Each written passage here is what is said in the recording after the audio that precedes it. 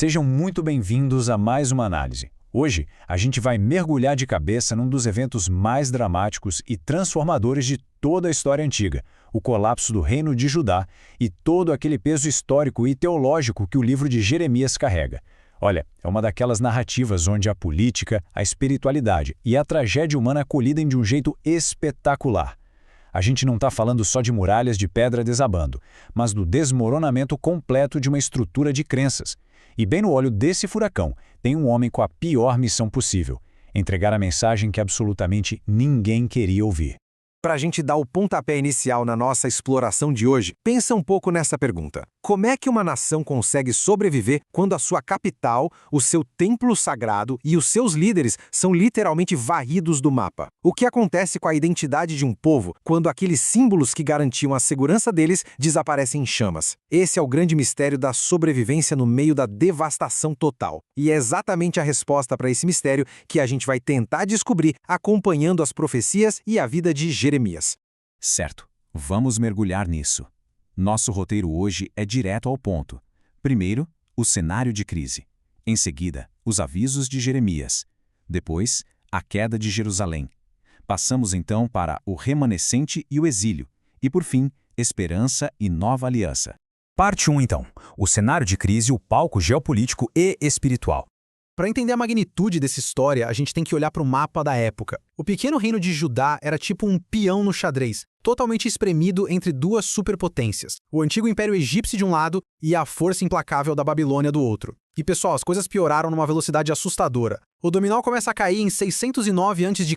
com a morte do rei Josias, que foi o último rei justo deles. 4 aninhos depois, a Babilônia simplesmente esmaga o Egito na Batalha de Carquimes. Chegando em 597 a.C., já rola a primeira grande deportação da elite judaica. E aí desembocamos em 586, no circo final. Em pouco mais de 20 anos, a nação inteira foi da esperança de um renascimento para o colapso absoluto.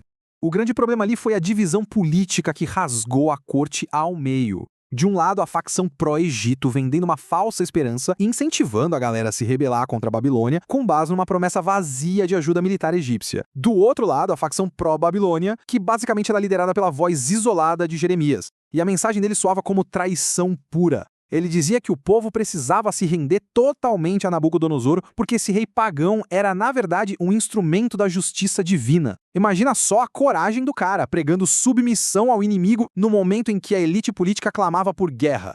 O que nos leva à parte 2, os avisos de Jeremias, o fardo do verdadeiro profeta.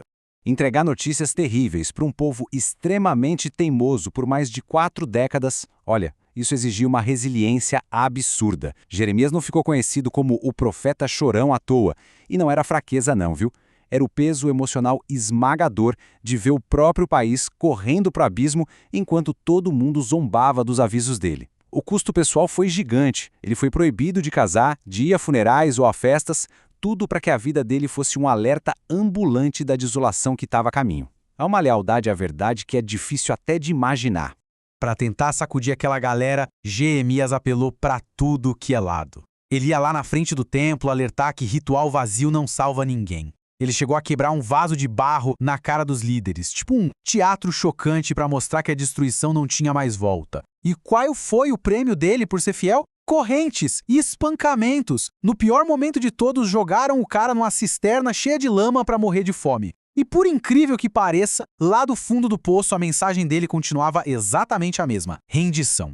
Infelizmente, a resistência humana não foi páreo para o aviso divino. Parte 3, a queda de Jerusalém, o trágico clímax dessa história. Todos aqueles alertas que foram ignorados viraram um pesadelo real no ano 586 a.C. Esse não é só um número antigo no calendário, é a ruptura total da história bíblica. Depois de um circo agonizante que durou 18 meses, com fome e doenças destruindo a cidade por dentro, as defesas de Jerusalém não aguentaram. O exército babilônico finalmente entrou. Isso ilustra brilhantemente o custo gigantesco da rebelião. A perda não foi só uma derrota militar, foi a perda de tudo que eles eram. As muralhas que davam a sensação de segurança caíram. O glorioso templo de Salomão, a casa de Deus para eles, virou cinzas. O rei Zedequias foi forçado a ver os próprios filhos serem mortos, depois furaram os olhos dele e o levaram acorrentado. A elite, o dinheiro, os artesãos, tudo deportado para a Babilônia. O país que eles conheciam simplesmente acabou. Passamos então para a parte 4. O remanescente e o exílio. 2 caminhos após a queda. Agora, o que é realmente muito interessante aqui é a ironia chocante do que aconteceu em seguida. O grupo que ficou na terra de Judá, teoricamente livre, afundou de vez. Assassinaram o próprio governador, fugiram desesperados para o Egito e continuaram na idolatria. Por outro lado, a turma dos exilados, os deportados lá na Babilônia, que aparentemente tinham perdido tudo, eles sim se tornaram a semente do futuro. Eles aceitaram a disciplina, cuidaram dos textos sagrados e mantiveram a fé acesa. O futuro da aliança estava exatamente ali, no meio do exílio. Isso faz a gente precisar até redefinir o que foi esse cativeiro. O exílio não foi o fim da linha, não foi só um castigo físico. Foi um tratamento de choque teológico, um verdadeiro reset. Por causa dessa disciplina severa, uma nação que passou séculos escorregando na idolatria foi curada disso de forma permanente. Ao perder a terra e o templo visível, a fé judaica foi forçada a ir para o único lugar seguro, o lado de dentro.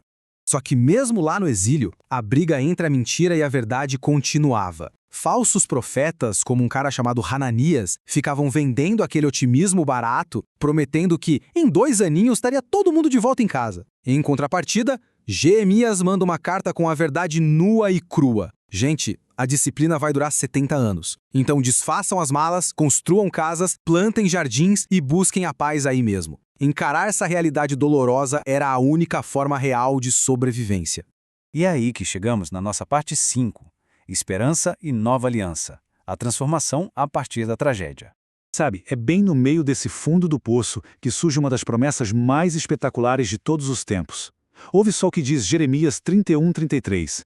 Porei a minha lei no seu interior e a escreverei no seu coração. Serei o seu Deus e eles serão o meu povo. A antiga aliança escrita em pedra falhou, mas esse novo modelo não ia depender de rituais por fora. Ia ser uma transformação completa, interna e definitiva do coração humano.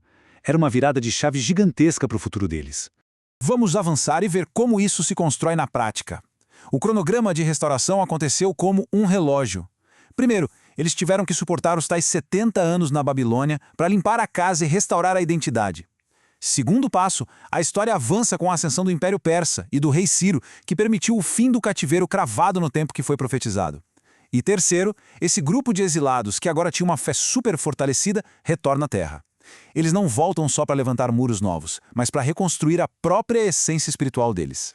Toda essa longa jornada nos traz de volta a uma reflexão que é incontornável. Afinal, onde fica a nossa verdadeira identidade quando tudo que a gente pode tocar, o prédio, a cidade, a própria nação, nos é tirado? Essa história incrível de Jeremias prova pra gente que quando as falsas garantias caem por terra, o que sobra é a verdadeira devoção. Aquela que não está gravada em um pedaço de pedra, mas lá no fundo do coração. Eu espero de verdade que essa nossa análise de hoje tenha trazido grandes reflexões a todos que nos acompanham. Até a próxima!